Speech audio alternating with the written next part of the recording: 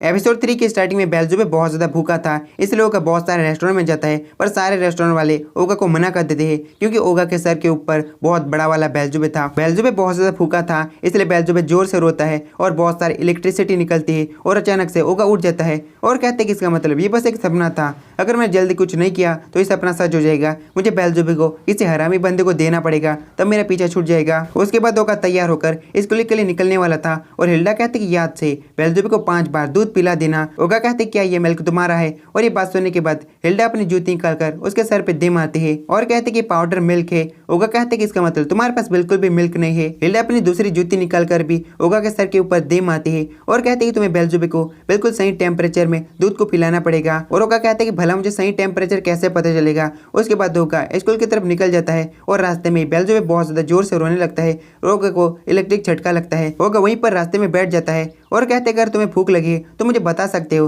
रोने का क्या मतलब है? और रास्ते पर 3 औरतें जा रही थी और वो तीनों औरतें बातें करने लगती है। ये बंदा कितना ज्यादा बुरा है, अपने बच्चे को रास्ते पर बिठा के दूध पिला रहा है। ओगा उन तीनों की तरफ गुस्से से देखता है और वो तीनों औरतें बहुत ज्यादा डर जाती है। उसके बाद ओगा स्कूल की तरफ चले जाता है, लेकिन ओगा पाउडर मिल्क भूल गया था। फिर मैं स्कूल के ब्रेक का सीन दिखाया जाता है। गुरुजी कहते मैं पूछना तो नहीं चाहता, पर क्या तुम ठीक हो? ओगा कहते कि मैं कहीं से भी ठीक लग रहा हूँ और साथ ही बैग को देखने लगता है क्योंकि बेल्जुबे रो रहा था, उसे भूख लगी थी। बैग के अंदर पाउडर मिल्क नहीं होता है। ओगा कहते कि गुरुजी जल्दी से मिल्क ढूंढो नहीं तो बेल्जुबे रोने लगेगा। और तभी यहाँ पर एलाइन आ जाता है। ओगा कहते कि एलाइन तुम यहाँ पर क्या कर रहे हो? गुरुजी कहते कि आज मेरे साथ बहुत बुरा हुआ है और फिर सीन पास्ट में जाता है। एलाइन गुरुजी के घर पे आता है और कहते कि मैं आज से यहीं पर रहने वाला हूँ, मेरा नाम बातिम एलाइन है। और गुरुजी कहते कि तुम्हारे कहने का क्या मतलब है, तुम यहाँ पर क्यों हो? बातिम कहते कि वो सब कुछ करने के बाद भी तुम चीजों का अनदेखा कर रहे हो। और फुरुची की फैमिली को बहुत बड़ी वाली गलतफहमी हो जाती है। और बातिम कहते हैं कि जब तुम मेरे अंदर थे मुझे काफी ज्यादा अजीब महसूस हो रहा था। हिल्डा ने एक रहने के लिए जगह ढूंढ ली तो मुझे भी एक जगह ढूंढनी थी, तो फिर मैं तुम्हारे घर आ गया, चलो एक साथ इस घर पे रहते हैं।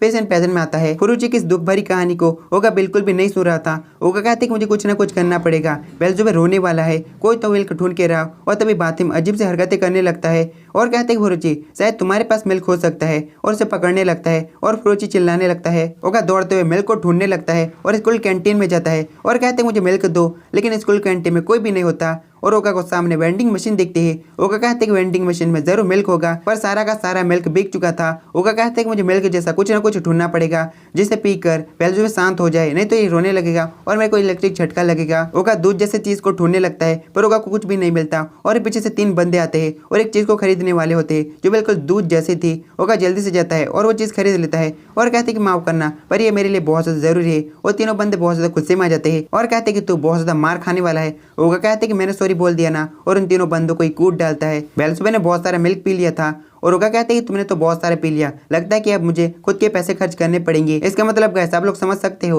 ओगा ने उन तीनों को लूट लिया था। उन तीनों में से पहला बंदा कहते हैं कि तुमने बहुत बड़ी गलती की है, तुमने मिस्टर कांजाकी का सारा योगर्ट खरीद लिया। इसका मतलब उस अजीब से मिल्क का नाम योगर्ट था। वैसे दोहराने में थोड़ी सी गलती हो सकती है, मुझसे गलती नहीं गलतियां होती है, इसलिए एडजस्ट कर लेना गाइस। दूसरा बंदा कहता है कि कांजाकी बहुत ज्यादा खतरनाक है, उसने जिन जिन को भी अपनी किक मारी है वो तो हॉस्पिटल में पड़े हुए है या फिर उनके हाथ पैर टूट चुके हैं, वो बहुत ज्यादा खतरनाक बंदा है। ओगा बहुत ज्यादा खुश हो जाता है और कहते कि इसका मतलब वो मुझसे ज्यादा हरामी होगा, अब मैं उसे बेल्जुबे को दे दूंगा और मैं फ्री हो जाऊंगा, मेरा तो चेकपॉट लग गया।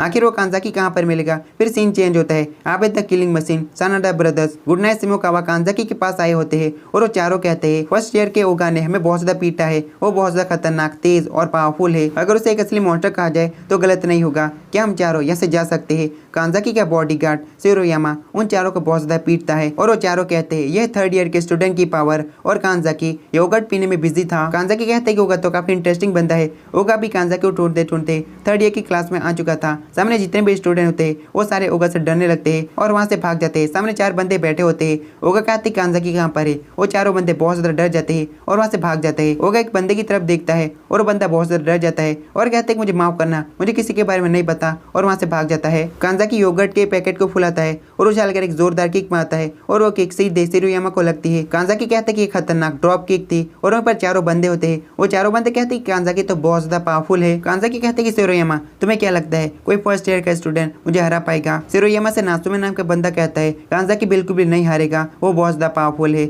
और कांजाकी कहते कि ठीक है, उस कचरे को मैं साफ करूंगा। और उन चारों बंदों को एक फोकर की किक पड़ जाती है और तभी क्लास में ओगा आता है और कहते कि यहाँ पर कांजाकी रहता है और वहाँ पर जितने भी स्टूडेंट होते हैं वो अजीब नजर से ओगा की तरफ देखने लगते हैं। ओगा कहते कि मैंने पूछा यहाँ पर कांजाकी रहता है और कांजाकी कहते कि मैं कांजाकी हूँ, तो बताओ फर्स्ट ईयर के स्टूडेंट मुझसे क्या बात करनी है। ओगा बहुत ज़्यादा खुश हो जाता है और कहते कि दिखने से बहुत ज़्यादा बुरा लगता है, मेरा तो जैकपॉट लग गया। स्टूडेंट बातें करने लगते कि इसकी हंसी तो कितनी ज़्यादा अजीब है और पीछे वो तीनों बंदे भी आ जाते हैं और कहते कि मिस्टर कांजाकी यही वो बंदा है जिसने आपकी फेवरेट योगर्ट खरीद ली। एक बंदा सामने आता है और कहते कि तुम मुझे बहुत ज़्यादा गुस्सा दिला रहे हो। ओगा कहते कि साइड में हो जा भी, मुझे तुमसे काम नहीं है। वो बंदा गुस्सा हो जाता है और एक पंच मारने वाला होता है और तभी शिरोयामा उसके हाथ को पकड़ लेता है और कहते कि ओगा मैंने तुम्हारे बारे में सुना है, तुम्हें कांजाकी से आखिर क्या काम है। ओगा सोचने लगता है कि मुझे कांजाकी को क्या कहना चाहिए, मैं उसे ऐसा कह सकता हूँ, ये रहा तुम्हारा बच्चा, इसे संभालो और मेरे पास मत आने देना। ओगा खुद से कहते कि मैं ऐसा बिल्कुल भी नहीं कर सकता, मुझे कुछ ना कुछ करना पड़ेगा। शिरोयामा ने जिस बंदे का हाथ पकड़ा था वो बंदा बहुत ज्यादा मेहनत कर रहा था अपने हाथ को छुड़ाने के लिए। पीछे से फुरुची निकलता है और कहते कि हम तो यहाँ पर मिस्टर कांजाकी की सेवा करने के लिए आए।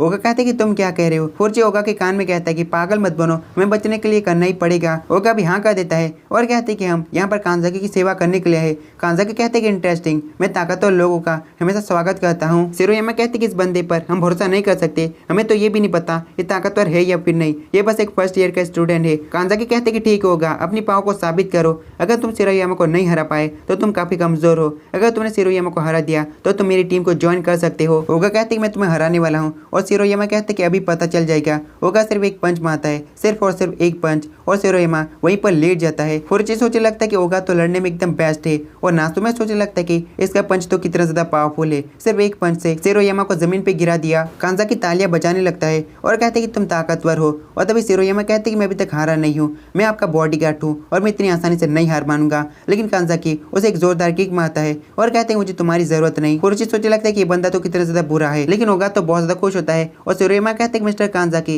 ये बंदा बहुत ज्यादा खतरनाक है, ये आपसे कुछ छुपा रहा है। मिस्टर कांजाकी आपके लिए मैं कुछ भी कर सकता हूँ। और कांजाकी कहते कि ठीक है, यहाँ पर खड़े हो जाओ। शिरोयामा अपनी पूरी ताकत लगा देता है और जैसे तैसे खड़ा हो जाता है। कांजाकी कहते कि तुमने बढ़िया किया, अब विंडो से नीचे कूद जाओ। और ये बात सुन के शिरोयामा को बहुत बड़ा वाला शौक लगता है। कांजाकी कहते हैं कि सब लोग तालियां बजाओ, होगा मेरे पास तुम्हारे लिए काम है, आगे बढ़ो और कचरे को साफ कर दो। और साथ ही बेल्ज़ेबुब के सर के ऊपर हाथ रखने लगता है। ओगा कहते हैं कि तुम बेल्ज़ेबुब के लायक नहीं हो, मैं तुम्हें साफ करने वाला हूँ। ओगा कांजाकी के मुंह पे एक जोरदार पंच मारता है और कांजाकी दूर जाकर गिरता है। फुरुची बहुत ज्यादा घबरा जाता है और कहते हैं ओगा तुमने ये क्या कर दिया। कांजाकी उठता है और कहते हैं कि तेरी हिम्मत कैसे हुई, और साथ ही योगर्ट की बोतल को ऊपर फेंकता है और एक जोरदार किक मारता है। लेकिन ओगा आराम से उसकी किक को पकड़ लेता है और उसे घुमाने लगता है और खिड़की से बाहर फेंक डालता है। कांजाकी के सारे साथी पूरे शौक होते हैं। उसके बाद ओगा और फुरुची स्कूल की छत के ऊपर होते हैं और बाथी में योगर्ट पी रहा था और वहीं पर तात्सुमे भी होता है। तात्सुमे कहते हैं कि ओगा तुम तो काफी ज्यादा इंटरेस्टिंग हो, कांजाकी से भी ज्यादा इंटरेस्टिंग, लेकिन मुझे नहीं लगता थर्ड ईयर के स्टूडेंट तुम इतनी आसानी से छोड़ने वाले हैं। और तभी बेल्ज़ेबुब को बहुत ज्यादा भूख लगती है